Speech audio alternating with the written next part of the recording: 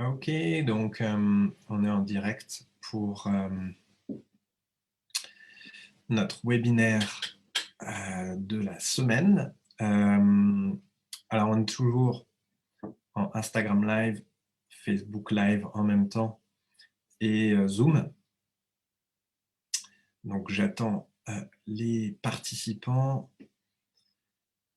Donc on va traiter aujourd'hui de comment aider efficacement ses amis.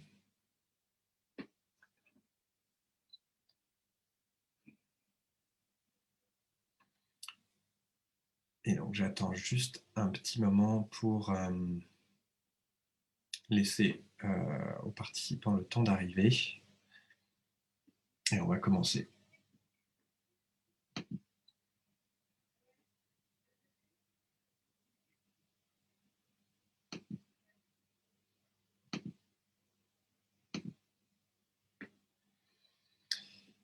Bonjour Elisabeth. Ok, donc on attend encore juste une minute ou deux et ensuite on va commencer. On va commencer le webinaire.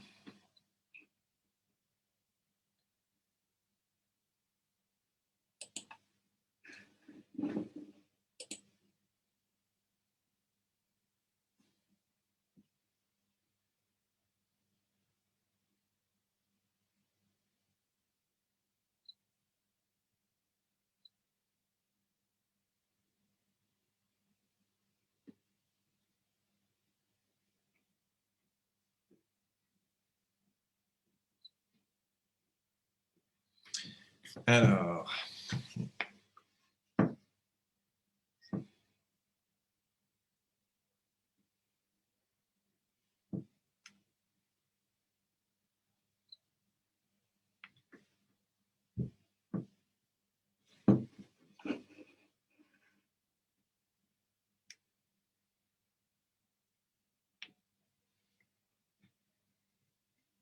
Elisabeth, j'attends juste encore un petit peu les participants. Et on va commencer dans une minute.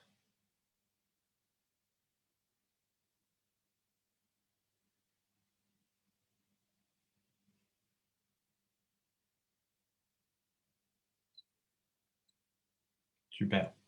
Ouais, on m'entend bien là? Son, image, tout est OK?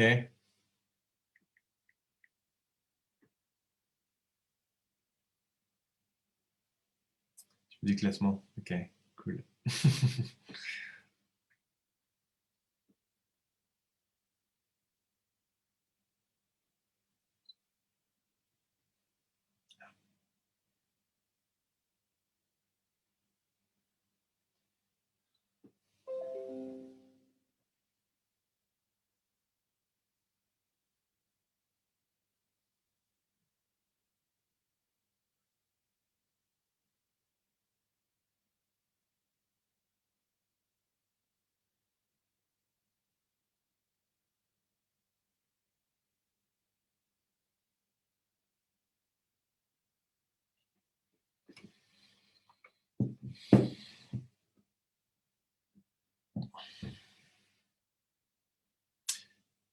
Ok, donc on va commencer. Alors, le sujet du webinaire aujourd'hui, on va parler de comment aider efficacement ses amis. Et j'en profite déjà pour vous donner le thème des prochains webinaires. Donc, les webinaires qu'on va faire à 13h, comme ça, on va explorer comment prédire le comportement humain.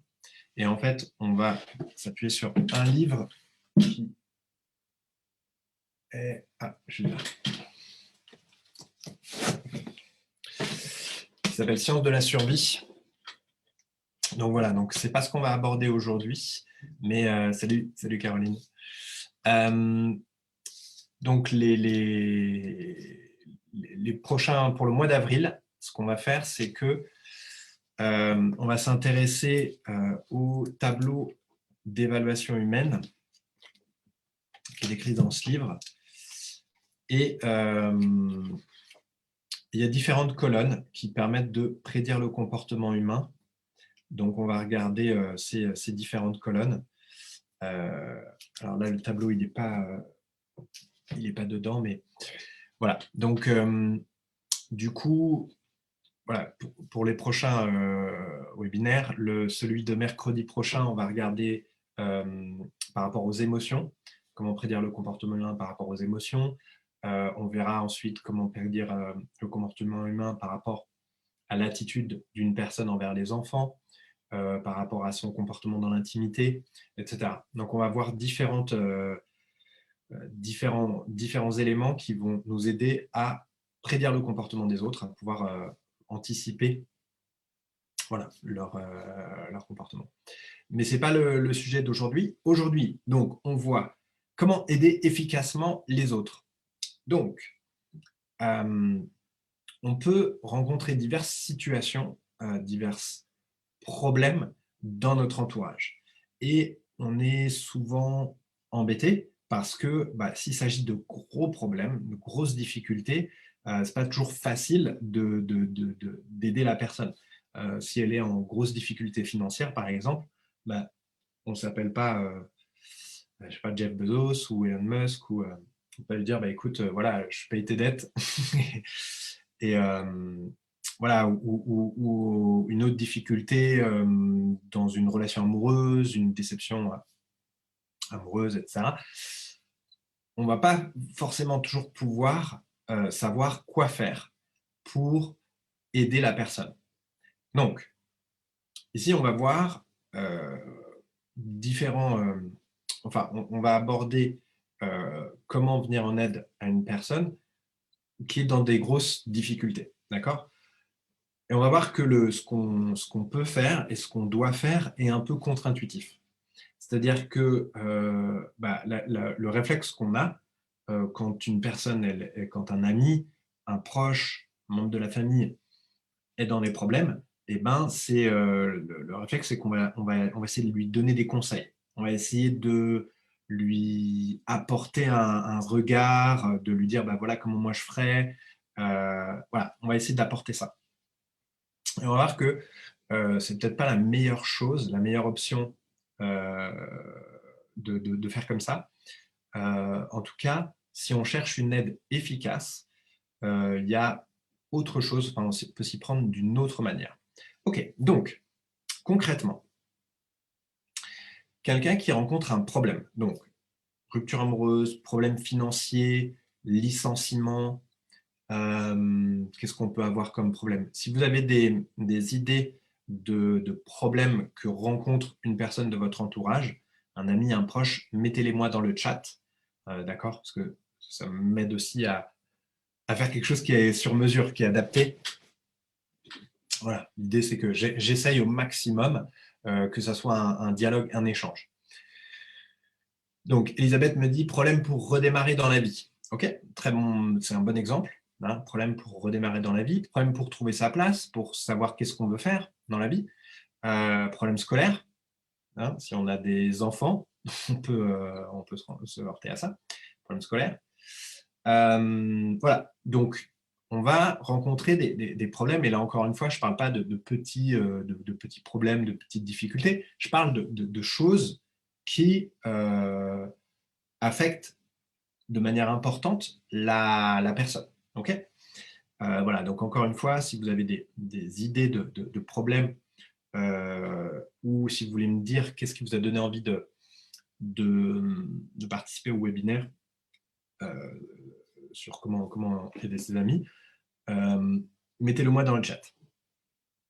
Donc, fondamentalement, un problème, c'est quoi? Un problème, c'est une barrière que rencontre la personne. Et cette barrière, ça peut être une ou plusieurs barrières que rencontre la personne.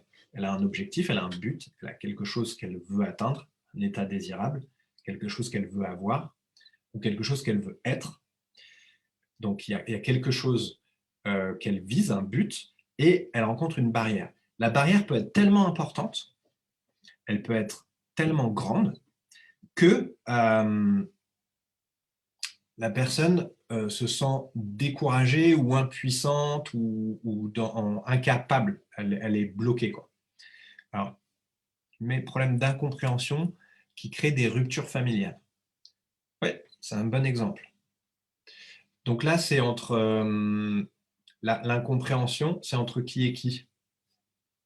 Tu peux me mettre peut-être, Elisabeth, dans le chat, si tu penses à une situation particulière.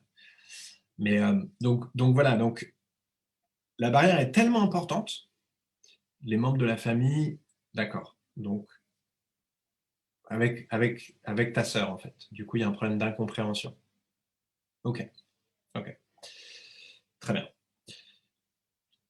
Donc la barrière, elle est tellement importante qu'on se sent découragé, on se sent impuissant, on ne voit pas ce qu'on peut faire. Et donc, si on ne voit pas ce qu'on peut faire, eh ben, on va tomber en apathie. D'accord? Et c'est la chose à ne pas faire face à un problème. Pour ceux qui ont assisté au webinaire précédent, je parlais des 5 attitudes possibles par rapport à un problème. Je les évoque très rapidement. Attaquer, fuir, éviter, négliger et succomber. D'accord? Donc, je prenais l'exemple de, il y a une panthère noire qui se trouve au milieu de son escalier, chez soi. D'accord? Voilà, on veut aller se coucher, c'est le moment d'aller se coucher, c'est le soir. On s'apprête à monter à l'étage. La chambre se trouve à l'étage, on est dans le salon, on sort du salon, on s'apprête à monter à l'étage. Il y a une panthère noire au milieu de l'escalier. On a 5 attitudes possibles par rapport à cette panthère. L'attaquer, l'éviter, sortir, on sort de la maison et puis on grimpe, on escalade son mur pour monter jusqu'à sa chambre. Fuir, abandonner la maison. Négliger, on fait comme si la panthère noire n'était pas là, d'accord? Et on essaye de monter les escaliers en faisant comme si on ne voyait pas la panthère noire, comme ça, en se mettant un voile sur les yeux. Et succomber, on s'allonge en bas de l'escalier et on attend que la panthère noire vienne nous manger, d'accord? Donc, un problème, une difficulté, c'est comme une panthère qui est au milieu de l'escalier. Et si la panthère, elle paraît trop féroce et trop grosse, trop grande, eh ben, on peut tomber en apathie, on peut succomber, on peut fuir, on peut, etc., faire tout que les autres attitudes que attaquer. Or, la seule chose qui me permette de nous débarrasser d'un problème, c'est d'attaquer le problème, d'accord? D'attaquer la panthère noire. Donc, quand la personne, elle rencontre une difficulté importante, ça peut la tirer en bas sur l'échelle des émotions et elle peut tomber en apathie. Autrement dit, elle se sent effet de la situation. Elle ne voit pas comment elle peut être cause. C'est-à-dire qu'elle ne voit pas ce qu'elle peut faire. Et donc, être effet, c'est subir. On est juste en train de subir la chose. Être cause, c'est pouvoir y faire quelque chose. Okay? Et donc, le problème, un problème, en général, quand on parle d'un gros problème, c'est quelque chose face à laquelle une personne est effet ou se sent complètement effet. Et l'objectif, c'est qu'elle passe cause, qu'elle devienne cause sur ce problème. Donc, qu'elle voit qu'est-ce qu'elle peut faire. Okay? C'est ça une aide efficace. C'est de passer la personne du statut d'effet au statut de cause. Et c'est valable pour soi aussi. Hein. Si on veut pouvoir nous se débloquer, c'est comment je peux être cause. Alors, je vous donne un exemple qui montre un peu la difficulté, parce qu'il y a des problèmes où ça peut être simple, mais prenons l'exemple d'une, complètement au hasard, hein, presque un exemple de science-fiction, mais une pandémie mondiale. Vous avez une pandémie mondiale qui arrive, un virus, et on ne sait pas quoi faire. D'accord? Un problème, ça peut être aussi grand que ça. Là, en l'occurrence, on a ce problème-là. Et donc, assez facilement, on peut se sentir débordé par l'immensité du problème et se dire, mais qu'est-ce que je peux faire par rapport à ça? D'accord? C'est trop grand. Là, on parle d'un problème mondial, d'un problème qui déborde même les gouvernements. On voit que les gouvernements sont débordés, sont dépassés par ça. Okay, donc, comment passer au statut de cause? D'accord? Alors, il y a plein de choses qu'on peut faire, en fait, hein, et je vais donner des exemples. D'abord, essayer de comprendre comment fonctionne un virus, comment il se transmet. Le fait de comprendre comment un virus se transmet et de prendre des mesures par rapport à ça, donc en l'occurrence, porter un masque, mais aussi porter des gants, hein, en fait, voilà, des gants, pour une raison toute simple, c'est que si on veut vraiment se protéger et voilà, quand on va dans les espaces publics, hein, si vous portez des gants, vous avez plus de chances de vous protéger de la transmission du virus. Bref, ce n'est pas le sujet de cette vidéo, mais je donne un exemple. Comprendre, déjà, mieux comprendre le problème. Voilà, et comme ça, on peut passer au statut de cause. On peut, dès qu'on peut y faire un petit peu quelque chose, même si c'est un petit peu, eh ben, on est en train de reprendre le contrôle de la situation et de devenir cause. Okay, donc, comment aider efficacement ses amis? C'est les amener de la position de effet, de je subis quelque chose et je n'arrive pas à le maîtriser et c'est trop grand pour moi. Voilà, rupture amoureuse, échec scolaire, échec professionnel. La personne est perdue, elle ne sait pas quel métier elle va faire. Elle est victime d'un plan social. Voilà, son entreprise a licencié massivement. Elle se trouve parmi les personnes licenciées, les personnes sur le carreau, et elle ne sait pas quoi faire par rapport à cette situation. Bref, voilà. Vous pouvez penser à différentes situations. Elle est effet, elle va passer au statut de cause. Naturellement, on a envie de lui donner des conseils. Bon, on peut déjà lui donner du réconfort et c'est une très bonne chose. Enfin, je veux dire, c'est être là, être à l'écoute, être réceptif, lui accorder un peu du temps pour elle. C'est déjà des choses très très bien, mais vous tapez sur Internet comment aider vos amis, je pense que vous allez trouver ça. L'idée, c'est qu'on va aller un petit peu plus loin, d'accord, que juste écouter. Écouter, être à l'écoute, c'est très bien, ça apporte du réconfort. Maintenant, on veut une aide efficace. On veut que la personne, elle passe du statut de cause, du statut d'effet, pardon, au statut de cause. Okay, donc, naturellement, on a envie de donner des conseils. Naturellement, on a quelqu'un qui voilà, il vient de vivre une rupture amoureuse difficile. On a envie de lui dire, tu sais, une de perdue, de retrouver. On a envie de le rassurer, de lui dire, mais tu sais, tu vas pouvoir tourner la page, tu verras, tu vas te remettre, etc. C'est pas très efficace. C'est pas très efficace parce que généralement, quand une personne est dans une difficulté, un problème, elle a tendance à, on va dire, s'introvertir dans le problème. C'est-à-dire qu'elle met toute son attention dans le problème et elle ne va pas voir les solutions. C'est-à-dire que quand on lui amène une solution, souvent la personne, elle vous amène un autre problème. D'accord? Pour ceux qui ont essayé d'aider quelqu'un en difficulté, vous êtes peut-être familier avec ce mécanisme de vous apporter une solution à la personne et la personne, elle va vous donner un autre problème. Et vous allez essayer de résoudre ce problème-là, donc vous résolvez ce problème-là, et la personne, elle va vous donner un autre problème. D'accord? Parce que quand la personne, elle est dans le problème, elle devient un peu une machine à générer des problèmes. Ou elle est dans cette difficulté, elle est dans la position où elle ne voit pas la solution. Si elle voyait la solution, si elle voyait une solution, elle ne serait pas dans le problème. Et vous ne seriez pas en train d'essayer de l'aider. Donc, la chose qui est importante, c'est, encore une fois, d'apporter une aide efficace. Donc, c'est contre-intuitif, mais la première chose qu'il ne faut pas que vous fassiez quand vous voulez aider des amis, c'est leur donner des solutions. D'accord? Leur donner des conseils. Abstenez-vous de donner des conseils. Abstenez-vous de, même dans une certaine mesure, de dire ce que vous en pensez, parce que c'est votre point de vue sur la chose. Et vous pouvez lui donner, et ça peut d'ailleurs être utile, mais ce n'est pas ce qui est le plus efficace. D'accord? Ce qui va être plus intéressant, c'est d'amener la personne à ce qu'elle parle du problème. Amener la personne à communiquer avec le problème. Donc, au lieu de donner des conseils, posez des questions. Et une des questions que vous pouvez poser, tout simplement, c'est comment tu vois la chose? Comment tu vois ce problème? Quel est ton point de vue sur ce problème? Comment tu penses voilà, pourquoi c'est un problème pour toi?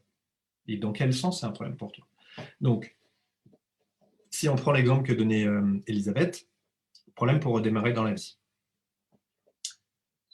Donc là, on a une personne qui a une difficulté pour redémarrer dans la vie. Donc redémarrer parce qu'elle a eu un licenciement ou parce qu'elle a eu un changement d'orientation. Si tu peux me préciser peut-être, Elisabeth, parce que moi j'ai l'impression que c'est au niveau professionnel. C'est ça, ok.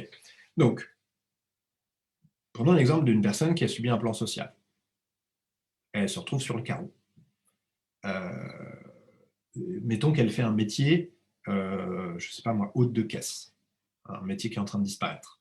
D'accord, qui est remplacé par des automates. Bon, ben la personne, elle est perdue, quoi. C'est la personne, c'est la chose qu'elle voulait faire.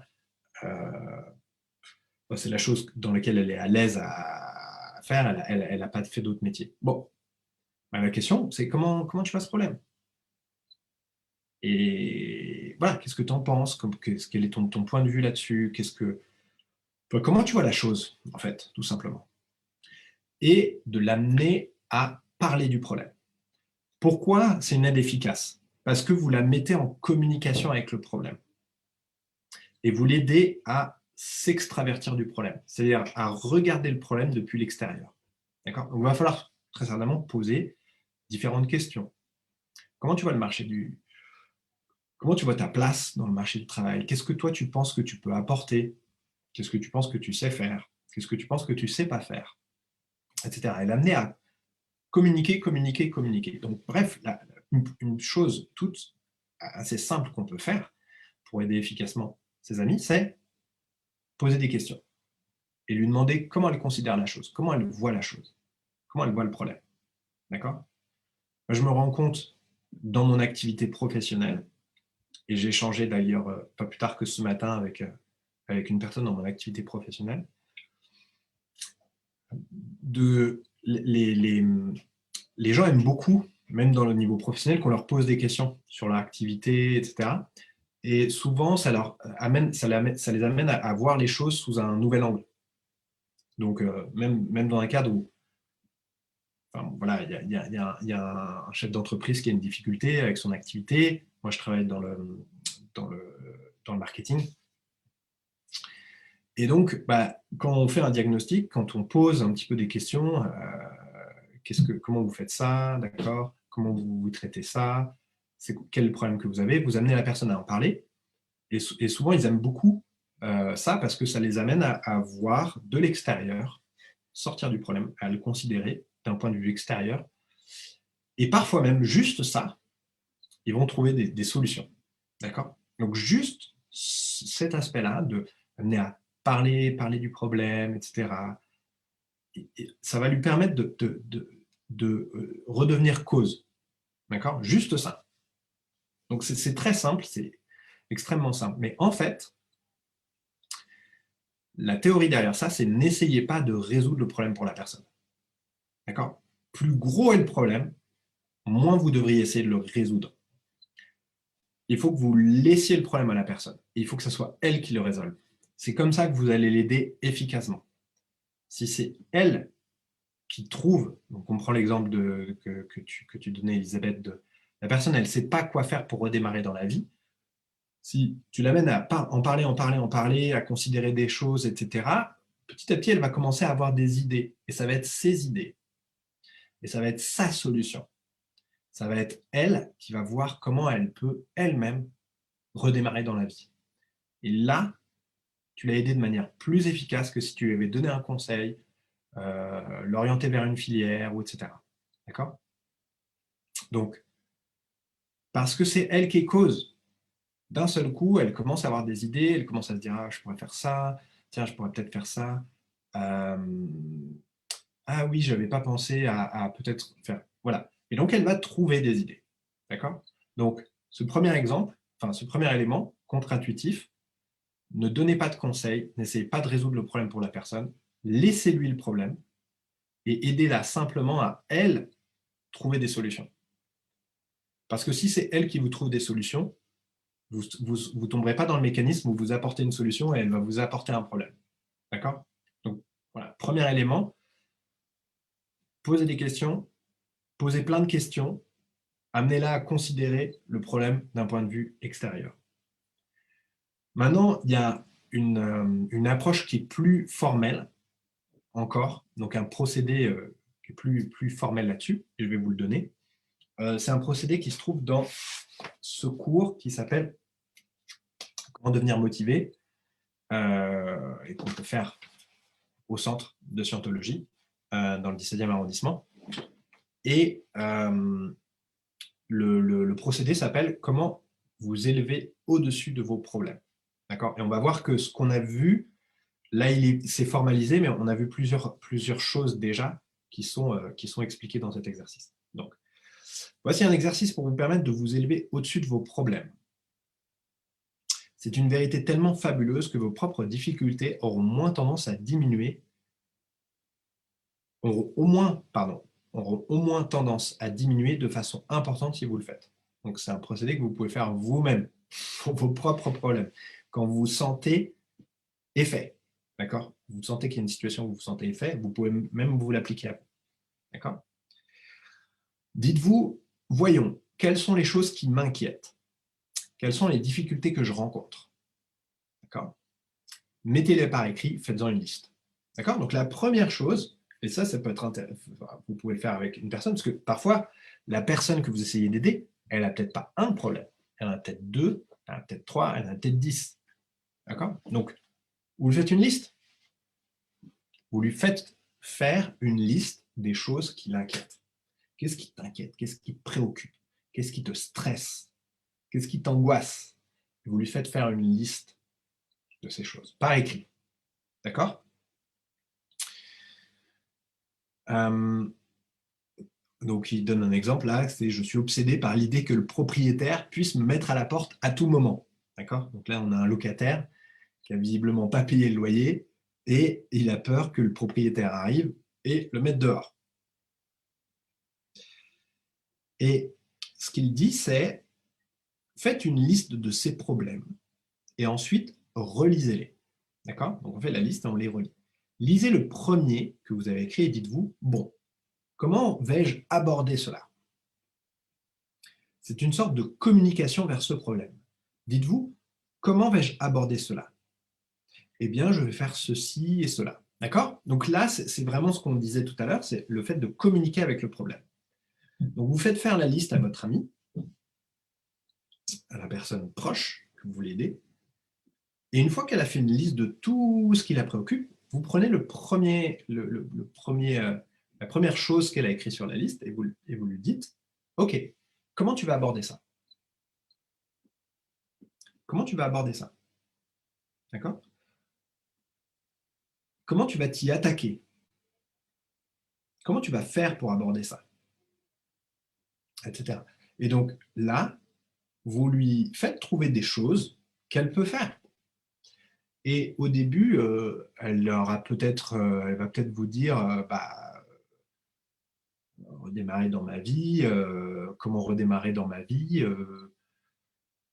je ne sais pas, je pourrais me renseigner un peu sur les métiers qui existent. Je pourrais reprendre mon CV et regarder, faire la liste des compétences que j'ai. Enfin bref, trouver une idée. Mais ce qui est important, c'est que vous la laissez trouver ses idées. D'accord? Vous la laissez faire. Vous posez juste des questions, vous lui faites juste faire l'exercice. Donc une fois qu'elle l'a fait, vous lui faites aborder le deuxième problème. Très bien, deuxième problème. Comment tu vas aborder ça? Comment tu vas faire pour t'attaquer à ça?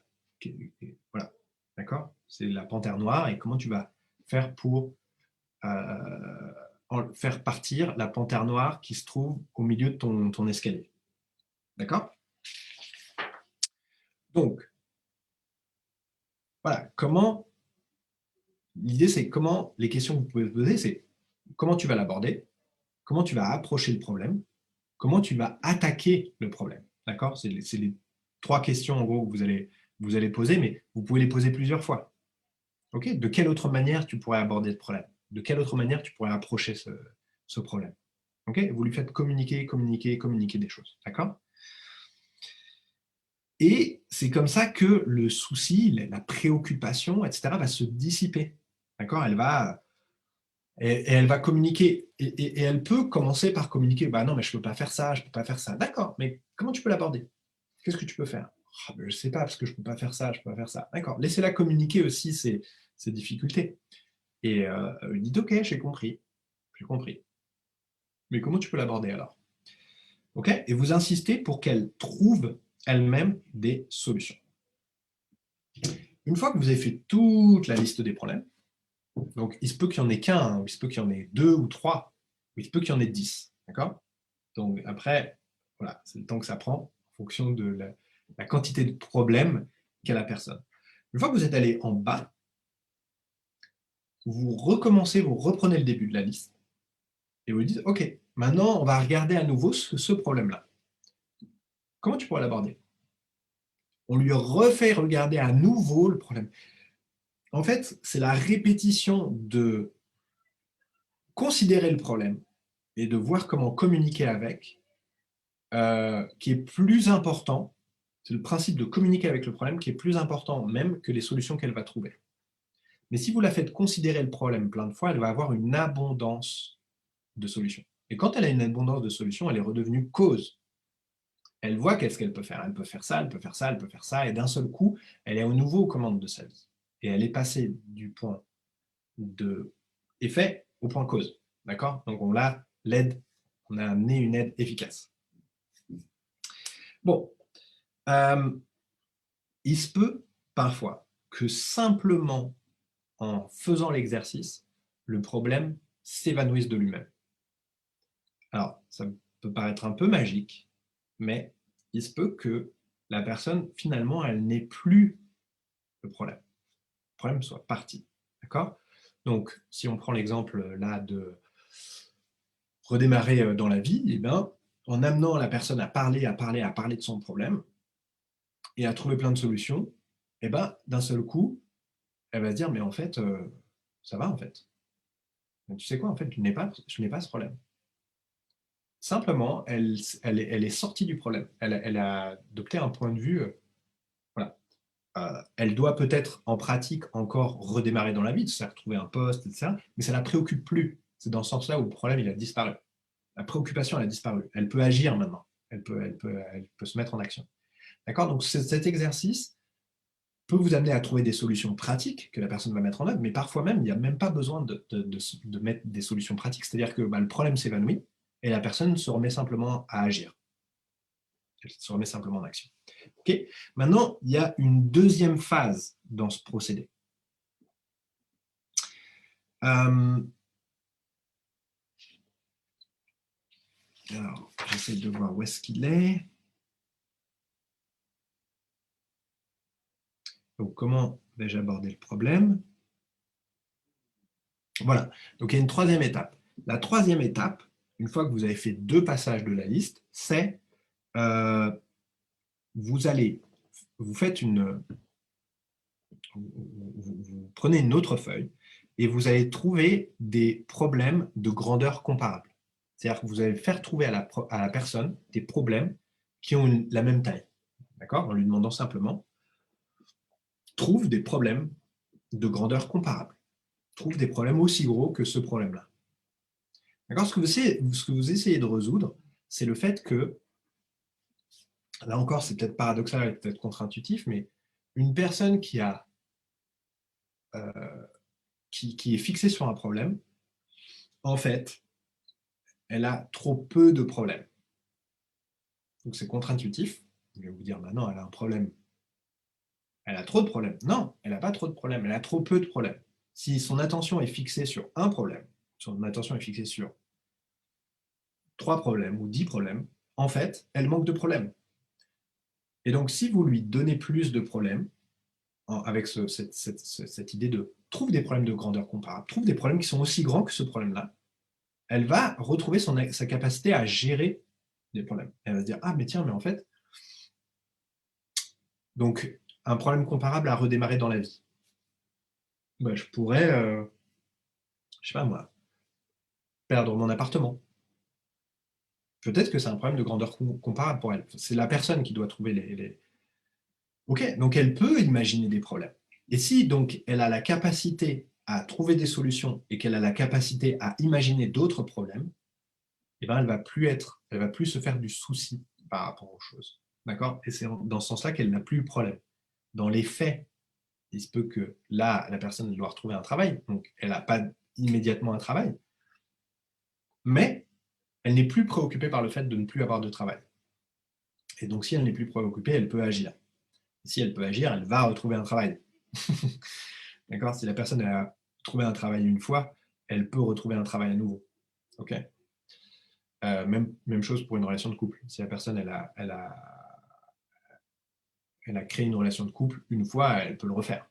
D'accord? Mais si elle est préoccupée par ça, elle ne va pas pouvoir le faire. Si elle est préoccupée, elle est en position d'effet, elle est apathique, elle a une capacité d'action limitée. Elle ne va pas faire les actions qui sont nécessaires pour résoudre le problème. Est-ce que c'est clair? Est-ce que j'ai... Ouais, ok. Très bien. Est-ce que vous avez des questions par rapport à ce que j'ai... ce que je vous ai donné là? Est-ce qu'il y a des points que vous voudriez voir un peu plus en détail? Dites-moi si vous avez des questions. En attendant, je répète le procédé, comment s'élever au-dessus de ces problèmes. Donc, premier point, première chose, faites la liste. Demandez à la personne de dire, OK, qu'est-ce qui te préoccupe? Qu'est-ce qui te crée du souci? Qu'est-ce qui te préoccupe? Qu'est-ce qui te stresse? Qu'est-ce qui te prend la tête? D'accord? Voilà, des questions. Donc, elle fait la liste. Une fois qu'elle fait la liste, vous prenez le premier élément et vous lui demandez comment tu vas aborder ce problème, comment tu vas l'attaquer, comment tu vas l'aborder, l'attaquer, l'approcher, d'accord? Vous le laissez communiquer. Très bien, ok.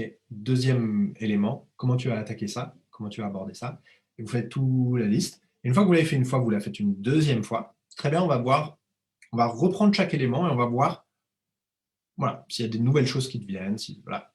Comment tu vas aborder ce problème, comment tu vas aborder ce problème. Une fois que vous l'avez fait deux fois, vous faites une autre feuille et vous lui dites, OK, maintenant, on va prendre le premier problème, donne-moi des problèmes qui ont la grandeur comparable, une taille comparable. Il se peut que vous ayez besoin de l'encourager au début du procédé. Et au début, elle va peut-être mettre du temps avant de trouver une façon d'aborder le problème. Elle va peut-être mettre du temps avant de trouver un problème de taille, de grandeur comparable. Il faut que vous l'encouragiez et vous ne lui donnez pas d'exemple, vous la laissez trouver ses propres exemples, vous la laissez trouver elle-même les solutions. D'accord? Donc, vous, silencieux, enfin, voilà, à l'écoute, vous l'encouragez et c'est elle qui doit trouver les solutions. Alors, que faire si la personne ne trouve pas de réponse? Ouais, c'est ce que j'étais en train de dire. Donc, si la personne ne trouve pas de réponse, on l'encourage. On l'encourage, Eliane. La chose à faire, c'est lui encourager, lui dire, tu sais, je sais que tu peux trouver. J'ai confiance en toi. J'ai confiance dans ta capacité à le faire. Comment tu peux aborder ça? Et puis après, il faut attendre. Il y a ce qu'on appelle le retard de communication. D'accord? Dans la communication, il y a le retard de la communication. C'est-à-dire que parfois, vous posez une question, et entre le moment où vous posez la question et le moment où la personne répond, il peut s'écouler du temps. Et parfois, il peut s'écouler beaucoup de temps. Vous pouvez demander à quelqu'un, comment tu vas? Et la personne elle va vous dire « Oh, ben ça va. Et toi, comment ça va ?» Est-ce qu'elle a répondu à la question? Probablement pas. Probablement pas parce qu'on a un circuit, on a un espèce de réponse automatique de quand on dit « Comment ça va ?» Ben ça va bien, et toi? C'est une réponse automatique, d'accord? Ça passe, ça passe même pas par le cerveau, c'est hop, clac, on présente la réponse. Comment ça va? Et donc parfois, il faut reposer la question. Non mais ok, j'ai compris, mais comment ça va? Il y a un film qui est génial pour ça, il y a une scène qui est géniale comme ça dans Will Hunting, qui montre ça très bien. C'est une scène qui est assez émouvante d'ailleurs. C'est une scène où il y a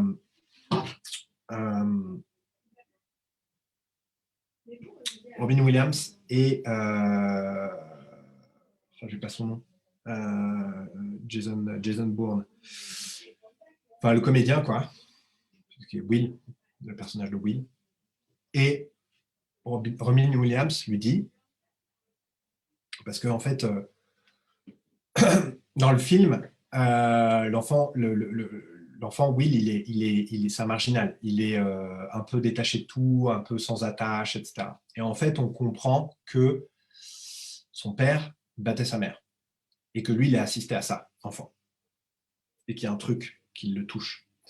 Et donc Robin Williams, qui joue le rôle d'un psychologue, dans le film, à un moment, lui dit, tu sais, c'est pas ta faute. Et Will répond, je sais. Réponse automatique. Et Robin Williams, dans le film, enfin le psychologue, dans le film, sait très bien qu'il a eu une réponse automatique. Et donc il lui dit, non, t'as pas compris. Je te dis, ce n'est pas ta faute. Et il répond, Will, il répond, je sais. Et lui, Robin Williams, il sait que c'est un retard de communication, il sait qu'il n'a pas compris encore. Il dit, non, c'est pas ta faute. Et à un moment, il y a la communication, elle passe, et le personnage explose en sanglots, et puis voilà. Mais c'est ce qu'on appelle, c'est une illustration de ce qu'on appelle le retard de communication. C'est-à-dire que la communication, elle met un peu de temps parfois à parvenir jusqu'à la personne. Elle doit passer à travers des circuits, etc. Donc parfois, vous posez une question à une personne, et vous aurez peut-être la réponse 5 minutes plus tard, 10 minutes plus tard, parfois plus tard. Ron Hubbard raconte une anecdote d'une personne qu'il rencontre. Il rencontre une personne à l'hôpital qui est dans un très très mauvais état, qui va vraiment pas bien. Et Ron Hubbard lui pose juste une question. Il lui dit, n'avez-vous jamais aidé quelqu'un? Il demande juste ça, quoi. N'avez-vous jamais aidé quelqu'un? Il voit que la personne en face reste un peu désarçonnée par cette réponse, mais elle dit rien. Il s'en va. À 3 heures du matin, il reçoit un appel. Et en fait, il décroche, donc. Et c'est cette personne qui lui répond, oui, je me souviens, en fait, j'ai aidé quelqu'un. Il le voit, alors il ne précise pas à quel moment dans la journée, mais c'est dans la journée, quoi. Donc je ne sais pas si c'est le matin, l'après-midi, etc. Mais la personne, il y a tout ce temps qui s'écoule, et à 3 heures du matin, la réponse à la question que Ronberg lui avait posée plusieurs heures auparavant vient. Okay. Donc vous avez ce problème de ce qu'on appelle le retard de communication, qui est le temps qui s'écoule entre le moment où on pose une question et le moment où la réponse à cette question arrive. Et encore une fois, la personne, elle peut parler entre, ça peut être des circuits, elle peut parler d'autres choses, elle n'a toujours pas répondu à la question. D'accord? Voilà, donc vous pouvez expérimenter, en particulier dans les procédés que vous faites, comme ce procédé, comment vous élevez au-dessus de vos problèmes, des retards de communication. Donc ce qu'il faut faire, c'est simplement poser à nouveau la question. Parfois, donc Elisabeth a fait une remarque intéressante qui est parfois le problème énoncé n'est pas le vrai problème. Alors c'est possible. C'est tout à fait possible. C'est une bonne remarque. Et si tu amènes la personne à considérer le problème, à lui demander comment elle considère les choses, etc., elle va elle-même, à un moment, dire, tu sais quoi, en fait, le vrai problème, c'est pas ça. En fait, le vrai problème, c'est ça. Donc, ça fait partie du fait qu'elle sorte de son problème pour qu'elle puisse le poser correctement. Et c'est vrai que la plupart du temps, les gens ne posent pas leur problème de manière correcte. Enfin voilà, enfin, en tout cas, elles peuvent se tromper là-dessus. Donc, le fait d'amener la personne à parler du problème, à demander comment elle considère les choses, etc., ou à lui demander comment elle aborde le problème aussi à l'intérieur du procédé, il se peut que la personne elle se dise mais en fait, tu sais, ce qui me préoccupe, c'est pas ça. En fait, ce qui me préoccupe, c'est ça. Très bien. Donc, on barre, vous barrez l'énoncé et vous mettez le nouvel énoncé. OK, alors comment tu vas t'attaquer à ça? OK? Et donc là, ça fait partie du fait que la personne elle est en train de remettre de l'ordre. En fait, ce procédé, comment vous élevez au-dessus de ces problèmes, aide la personne à remettre de l'ordre dans sa tête. À remettre de l'ordre. Et donc, comme au début, c'est fouillis, eh ben, elle peut mal poser le problème, elle peut donner plein de problèmes, et en fait, il y en a certains, c'est pas vraiment des problèmes. Elle peut, voilà, vous avez au début un fouillis. Et simplement en continuant à poser la question, OK, comment tu peux, en amenant toujours la personne à communiquer avec le problème, toujours. Comment tu peux aborder ça? Comment tu vois ça? Comment tu ferais, comment tu voudrais faire? Etc. Et ben, petit à petit, elle va remettre de l'ordre et à la fin, la lumière est, enfin, à la fin, tout s'éclaire et elle se dit, OK, c'est bon. En fait, je sais ce que je dois faire par rapport à ça. Ou même, elle peut dire, bah, en fait, tu sais quoi, ça me préoccupe plus du tout. Tu sais quoi, je sais pas ce que tu as fait, c'est génial, mais ça me préoccupe plus du tout. OK. Est-ce que il y a d'autres questions, d'autres difficultés? Super clair. Bon, bah, génial. OK, super. Bon, bah, très bien. Bah, s'il n'y a pas d'autres questions, enfin, je vais vous dire ce qu'on va traiter les prochaines semaines. Mais donc, si une question vous vient entre-temps, bah, posez-la. Vous avez encore quelques minutes et j'y répondrai avec plaisir. Donc, dans les prochaines semaines, on va aborder comment prédire le comportement humain en regardant plusieurs choses chez les gens. D'accord? Il y a plusieurs choses qu'on peut examiner du comportement humain.